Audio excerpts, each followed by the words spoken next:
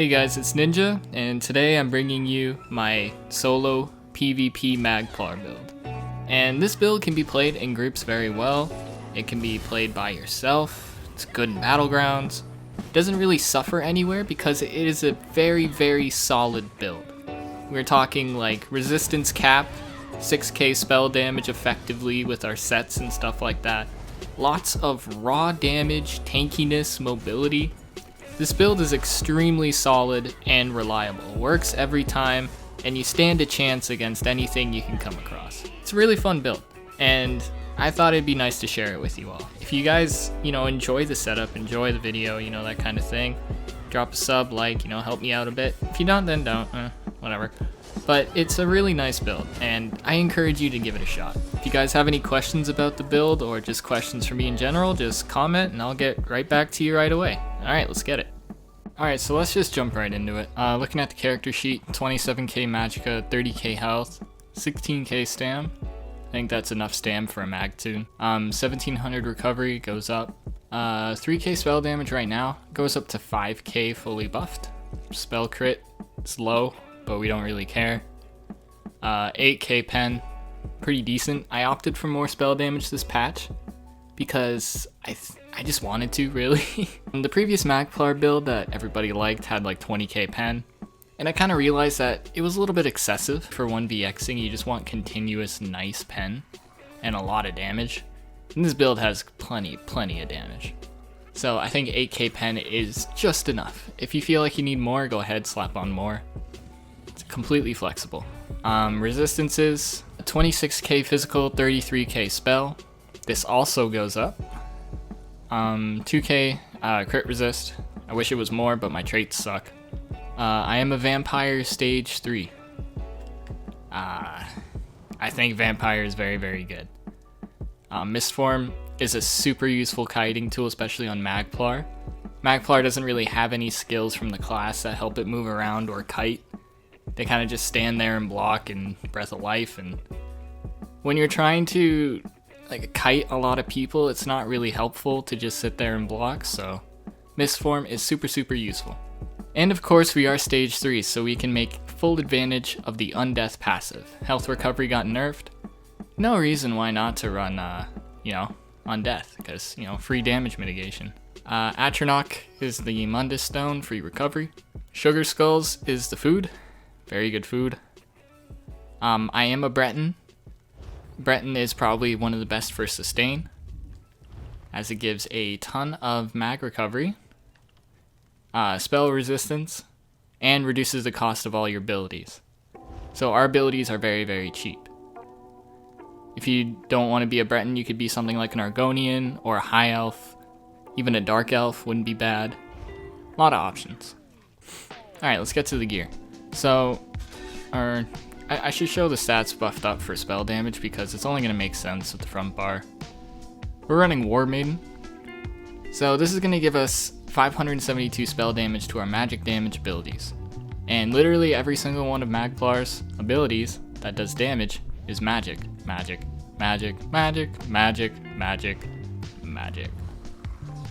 So this 600 spell damage that we get from this is very useful. When we buff up and we look at our tooltips, our jab tooltip is 4700. Crescent is like 13k. We hit very hard. Even though in the spell damage on our character sheet, if you see it, it's only 5k. So it's a little bit elusive, because we actually do a lot more damage than that. And that's because of this War Maiden's Greatsword. So it's got a Berserker enchant, it's sharpened. I think that's the most reliable setup for your front bar sword. You want a sword because I'm running a resto on the back, a Maelstrom resto, empowered. This just helps out with sustain. But there's going to be times where you need stamina, and we are running some pieces of heavy armor. So when we heavy attack somebody, we're going to get a lot back from Constitution. We're going to get a whole bunch of stam back. And if something is off balance and you heavy attack it, you're going to get even more resources. if you don't like a great sword, you can actually get a lightning staff for free from a quest. So yeah, I kind of glossed over it a little earlier, but the Maelstrom Resto staff is very good for sustain. Every time it crits, it's going to give us 500 magicka back. See right there, right there. And it goes off more than you think. Even with our low crit chance, it still pops off. And if we heal somebody else with it, misform, our recoveries are disabled, but we can still get magicka back if we heal somebody else with regen, which is pretty cool. Of course, double dot poisons. Second set we're running is Pariah. This is probably one of the strongest defensive sets in the game right now, especially when paired with a stage 3 vampire. This just gives us 9k resistances when we're low. Right now it's only giving 2k, so you can expect a 7k increase in resistances, putting our physical up to about 34. And our spell up to 40, and then when Breton passive procs, that's another 2.5.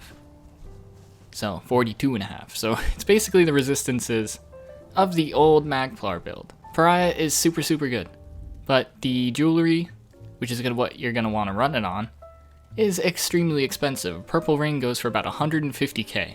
So if you can't afford this, or it's just not your jam, don't worry. You can run fortified brass. This is a crafted option, much cheaper.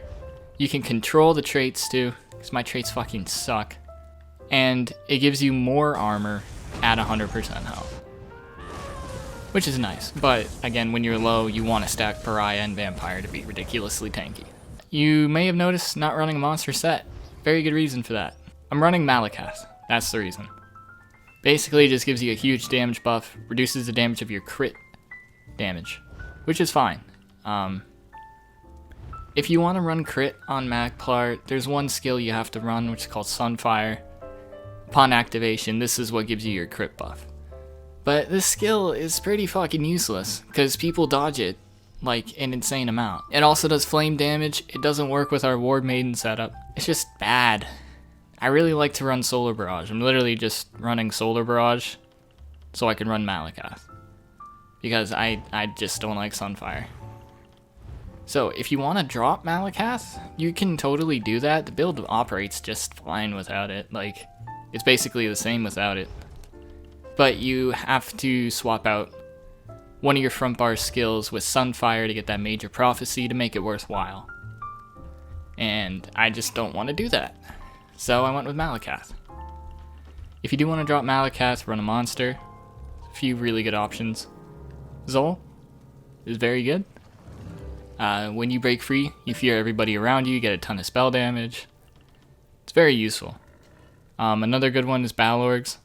Though with 100 ultimate, you're only getting about like 3k pen, like 100 weapon damage. It just, in testing, it just wasn't giving me the returns I was looking for. Another really good option, if I wasn't running Malacath, I would run this, I think, is Grothar. When stacking Crescent Sweep, Solar Barrage, and Grothar together, you are a walking circle of death. But since I like Malacath, I like consistency. Just went with a heavy Valken and Pen on the shoulders. Now this build uses 4 heavy and 3 light. You can change this around depending what you like. Every piece of light's going to give you an extra 1k spell pen, but you're going to lose about 1k armor. So it's a balancing act of where you want to be at. And for me, I thought 8k pen was pretty good. I thought 8k pen was enough, and I'm still standing behind it. I think 4 heavy, 3 light is a perfect way to go. And of course the Jewlery, 2 infused, 1 bloodthirsty. Bloodthirsty helps you finish off people that are healing a shit ton and you're just jabsing them over and over and they won't fucking die. So bloodthirsty helps out a lot. And recovery on the infused neck, recovery on the bloodthirsty, spell damage on the infused Malacath, just to make it feel like a god ring. Moving on to skills, toppling charge. This is your main stun, gap closer, all that stuff. When you hit somebody with this, it's going to set them off balance.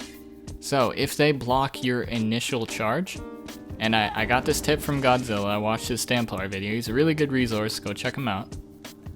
But if they block your toppling charge, and you set them off balance, when they're not blocking, you can hit a medium weave to stun them.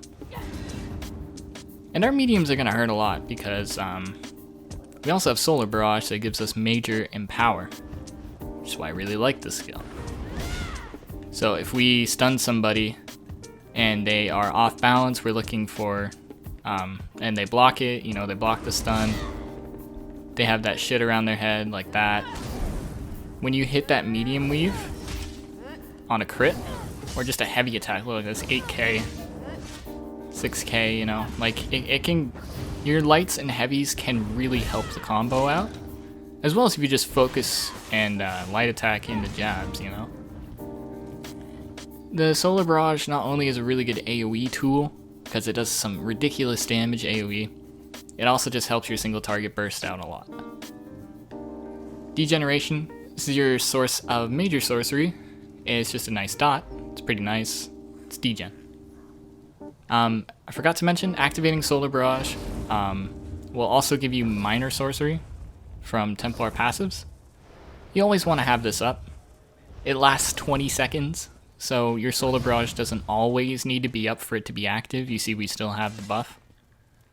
But you gotta remember to reapply it when it runs out. Radiant Oppression. Jesus Beam, you know. I like the one that does more damage. You probably could get away without running this skill. But it's just really funny. And I don't know. It's just your Templar, you're gonna run it. Jabs. Pretty straightforward. Jabs. Our tooltip is pretty high though, which is one of the main benefits of Malacath. Malacath will put this up to like 4700, and with continuous and maybe battle orgs or something, you can push 5k very easily. Maybe even beyond that, and your jabs will fucking hurt. You feel that 1k difference in your jabs, 100%. It's also something I wanted to mention about jabs. Not sure if people already know this or not, but there's a thing you can do with the animation to make it a lot quicker, and therefore do a little more damage. So we see here, our first jab. This is what a normal jab looks like. It's kind of slow. The recovery on it to start again is slow. But if you spam the fuck out of it, right here, see? Now we're in what I call hyper jabs. And then it goes back to normal. I'm still spamming the button equally hard, see? Then it goes back to the slow recovery. So you want to enter that hyper jab state, and that usually happens after the first jab. See? And it usually lasts for about 3 to 4 jabs. Don't like spam the ever-loving fuck out of jabs, but spam it quite a bit. Usually 4 jabs, 5 jabs is enough to kill people. If you don't kill them in 4 or 5 jabs, you're not going to kill them that time, you know, just put back up your buffs, try again. Crescent Sweep, best ultimate on Magplar, 10 out of 10, fucking amazing. Does massive damage, massive AoE damage, it's Crescent, it just hurts like a bitch. It's fucking great. Backbar, Channeled Focus. So they changed this skill, it no longer gives you extra resistances, instead heals you when you're inside the rune. I really like this change. I really like the heal that they did. It's nice. It's just not like OP or anything, it's just cool. And this also gives you Magicka back every second, which is very useful with Mistform. It makes our Mistform cost a lot less. If we put down our rune and go into Mist, you can see that we're still getting some Magicka back, even though we're draining, and it really reduces the cost. It makes your Mistform very, very cheap. Honor the Dead. This is your spammable fucking save me god, I'm about to die. Spam it 18 billion times. Honor the Dead gives you more sustain than Breath of Life, but Breath of Life is easier to hit on yourself. The cross healing kind of messes the skill up. Sometimes it'll go to an ally when you need it, which is really annoying. So if you find that's happening a lot, go with Breath of Life because it heals multiple people. Rapid regen. This is your hot. I think it's a lot better than Living Dark.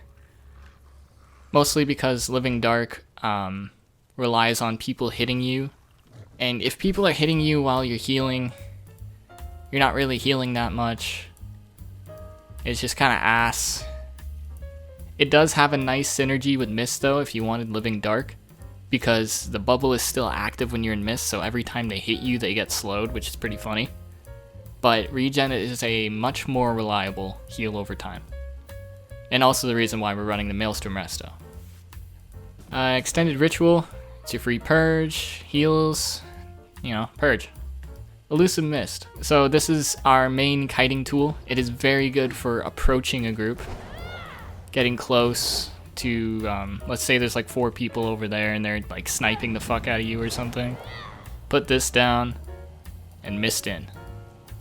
That way, any damage you're taking while closing that gap is minimalized. And then you can go straight into like a crescent sweep or a toppling charge or whatever. Also extremely good for defense. You can just kite around a pole for 10 years if you really want to.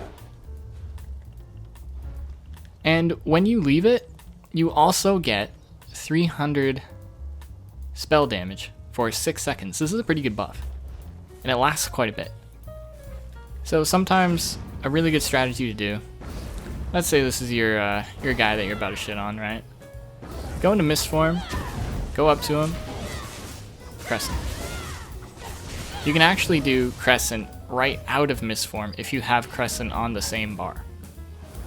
But that's not the way I have it set up. I did roll with that for a little while and it was very good. But yeah.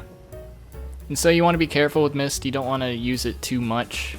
You don't want to drain yourself completely, but it is very, very useful. Resto ult, I don't have this morphed because I'm fucking lazy. And I didn't really care. I was just going. This is much better morphed. When it's morphed and you get the one that does your resto abilities, you are basically God for 5 seconds. You cannot die. If you do that, make sure to buy the actual skills in the tree so they take on the morphs you want. Other ults I would recommend are Meteor. Meteor is very good. Blood Scion is doesn't really do as much damage as old Bat Swarm, but it's pretty good. Definitely Meteor. Nova is actually very good in a 2-man group. The one that one of these morphs has a synergy that does about 20k magic damage. So if you're rolling with somebody and you put down that Nova and they got like a Sap Essence or something or a Soul Tether, they can Soul Tether, activate your synergy, and just completely blow people up. Does a lot of damage. And it's a slow, it does magic damage every second, major maim. Very, very useful ultimate. Alright, let's move on to the CP. So, CP, I went with Unassailable. Reduce your damage taken by area of effect attacks by 10%. Very good. A lot of the stuff that's going to kill you is going to be like Dawnbreakers, Bugs, Meteors, Plague Slinger, if you're seeing that.